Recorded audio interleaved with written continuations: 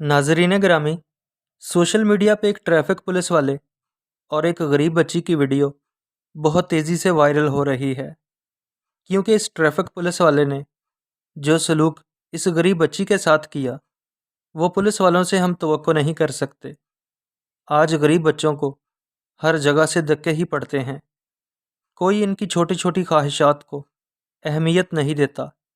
इन्होंने खाना भी खाया है या नहीं, इनके पास कपड़े और जूते वगैरह हैं या नहीं, कोई नहीं पूछता। मगर इस पुलिस वाले की जितनी तारीफ़ की जाए कम है। ये गरीब बच्ची जिसके पास पहनने के लिए जूते भी नहीं हैं, इस पुलिस वाले के मोटरसाइकिल के पास आई और बड़ी हसरत के साथ मोटरसाइकिल को देखती रही, हाथों से बार बार छूती रही।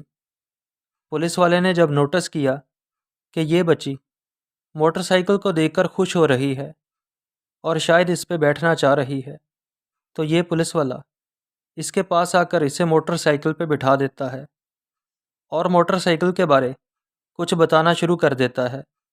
ये गरीब बच्ची शायद पहली बार मोटरसाइकिल पे बैठकर बहुत ज़्यादा खुश थी।